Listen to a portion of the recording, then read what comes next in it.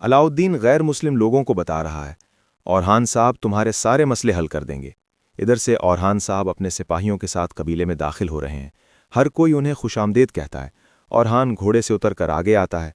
अलाउद्दीन उन्हें खुशामदीद कहता है। वो दोनों गले मिलते हैं। औरहान कहते हैं, शुक्रिया भाई। अलाउद्दीन कहता है, आर्मड्यूस में जो हुआ उसके बारे में सुना, उसके पीछे कौन है, कोई सुराग मिला?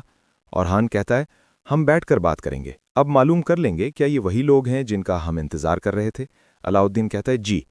औरहान लोगों को मुखातिब करके कहता है, काई के वफादार और इज्जत की मिसाल लोगों, आप सबका खैर मकदम हो। सब यकजबान होकर कहते हैं, शुक्रिया हुजूर। मैं चाहता था कि तुर्कों के सिपाहियों से, मर्दों से, बहनों से अलग नहीं, गैर मुस्लिम लोग रियासत के इस खैमे में आए। मैं आप सब की परेशानियां सुनना चाहता हूं।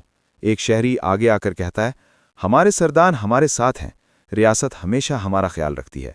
औरहान साहब, हमें कोई मसला नहीं है। फिर बाकी लोगों से पूछता है, तुम्हें कोई मुश्किल तो नहीं है? सब कहते हैं, नहीं हुजूर, शुक्रिया। मेरे हुजूर, एक शख्स कहता है, औरहान साहब, हम शिकायत नहीं करते, शुक्र करते हैं।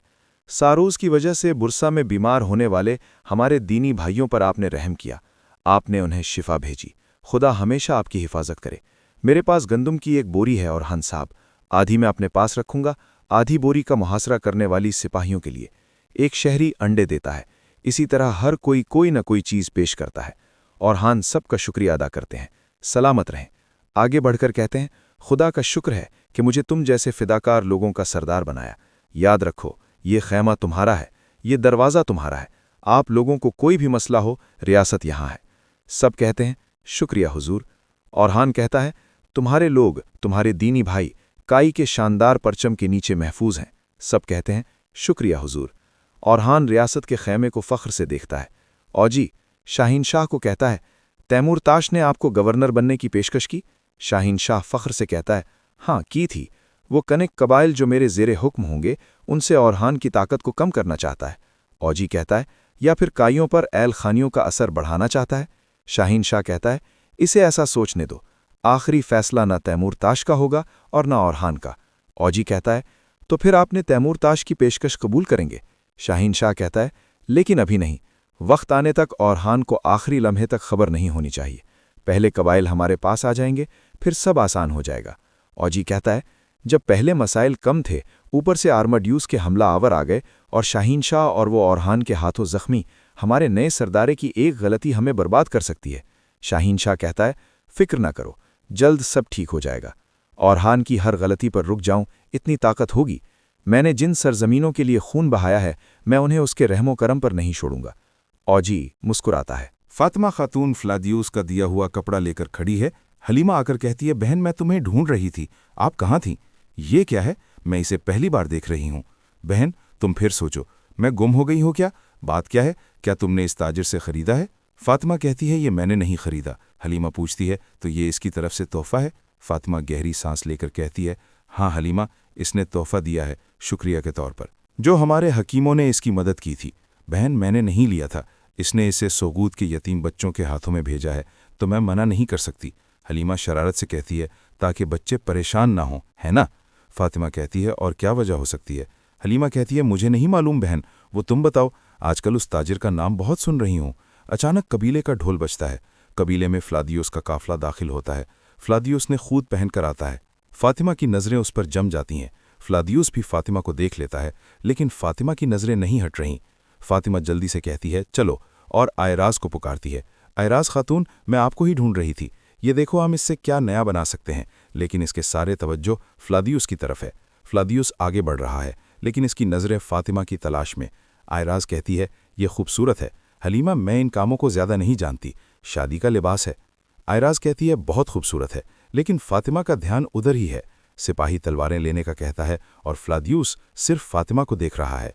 फातिमा चौंक कर कहती है, नहीं, कुछ हल्का और आरामदेह बेहतर है। फ्लादियुस अपने हथियार उतारता है। फातिमा कहती है, बहन अगर तुम इब्राहिम को हाँ कहना चाहती हो तो मैं ये तुम्हें दे सकती हूँ। हलीमा कहती है, अल्लाह ऐसा वक्त न लाए बहन, तुम बहुत ही सख्त हो। फातिमा की निगाहें उधर ही हैं। सिपाही उन्हें कह रहा है, आओ आगे बढ़ो। फातिमा चली जाती है। फ्लादियुस कहता है, औरहान को बताओ, कमांडर फ्लादियुस आया है। फ्लादियुस और फातिमा दोनों एक दूसरे की तरफ मुतवज्जो हैं। वो सीढ़ियाँ चढ़ते हुए एक दूसरे को देखते रहते हैं। فاطمہ کو خیمے میں جاتا دیکھ کر فلادیوس اپنا خود اتارتا ہے اور اسے سپاہی کو پکڑا دیتا ہے۔ آئیکرت خبر دیتا ہے، حضور فلادیوس حاضر ہے۔ اورہان کہتا ہے، اسے اندر لا۔ اورہان کھڑا ہو کر آگے بڑھتا ہے اور دروازہ کھلتا ہے۔ فلادیوس اندر آتا ہے۔ اورہان کہتا ہے، فلادیوس اورہان کو مخاطب کرتا ہے، کیا شہنشاہ خیریت سے ہیں؟ اورہان کہتا ہے، سلامت ہیں، خیریت سے ہیں، آرام پاتے ہی سنبھل جائیں گے۔ فلادیوس کہتا ہے کہ مجھے جاننا ہے کہ ارمادیوس میں یہ گھٹیا حملہ کس نے کیا، مجھے اب جانا چاہیے۔ لیکن اورہان کہتا ہے، میں جانتا ہوں وہ کون ہے۔ فلادیوس کہتا ہے، کون؟ اورہان کہتا ہے، ان کی گردنوں پر بنے نشان سے معلوم ہوا کہ وہ مقدس معبد کے سورما ہیں۔ فلادیوس کہتا ہے، یہ خونی بدذات جب بادشاہ کے خون کے پیچھے پڑے ہیں۔ اورہان کہتا ہے، تو لازماً تم ہی میں سے کسی کے ساتھ گٹھ جوڑ کیے بیٹھے ہیں۔ تم بہتر جانتا ہو وہ کس مقصد کے پیچھے ہیں۔ فلادیوس کہتا ہے، نئی سلطنت، نیا حکمران اور نئی صلیبی فوج تیار کرنا ہے۔ برسا اور ازنیک کو تم سے بچانا ہے اور اس کے علاوہ تمہاری قدیم سرزمینیں لوٹنا۔ اورہان کہتا ہے، لوٹ مار اور ظلم کرنا ہی ان کی سرحدوں پر لائی ہوئی آفت ہے، مگر اس کا ایک راستہ ہے، جیسا کہ وہ چاہتے ہیں، بادشاہ کی موت۔ فاطمہ بے چین ہے، وہ کہتی ہے، وہ کون تھا جو خود کو خود سے چھپا رہا تھا؟ یقیناً فلادیوس ہوگا، مگر چہرہ کیوں چھپا رکھا تھا؟ فاطمہ کہتی ہیں، شاید اپنی بدصورتی سے کسی کو خوفزدہ نہیں کرنا چاہتا تھا۔ آزار کہتی ہیں، اتنا بدصورت ہے کیا؟ قداور ہے، مضبوط جسم ہے۔ حلیمہ کہتی ہے، میری بات کا برا نہ مانو، اس نے دیکھا ہی نہیں، اتنا بدصورت بھی نہیں تھا۔ فاطمہ کہتی ہے، جس کا دل ہی ہمارا دشمن ہے، چہرہ چاہے حسین ہو، کیا فرق پڑتا ہے؟ خیر، میں جا کر دیکھتی ہوں یہ کون ہے۔ میرا بھی فلادیوس سے کچھ حساب رہتا ہے، میں اب تک وہ تیر نہیں بھولی جو اس نے میرے بابا کو مارا تھا۔ حلیمہ کہتی ہے، ہمیں یقین نہیں ہے کہ وہ تیر فلادیوس نہیں چلایا تھا۔ فاطمہ کہتی ہے، چلو میں اس کی آنکھوں میں دیکھ کر پوچھ لوں گی تو معلوم ہو جائے گا قصوروار وہ ہے یا نہیں۔ اور آئراز سے ٹرے لینے کا کہتی ہے، وہ مجھے دو۔ آئراز خاتون کہتی ہے، ہرگز نہیں، اس بار محلون خاتون میرا سر اتار دیں گی، یہ مت کرو فاطمہ خاتون۔ فاطمہ ٹرے چھین کر کہتی ہے، میں تو کر رہی ہوں، اور حلیمہ کو اشارہ کرتی ہے۔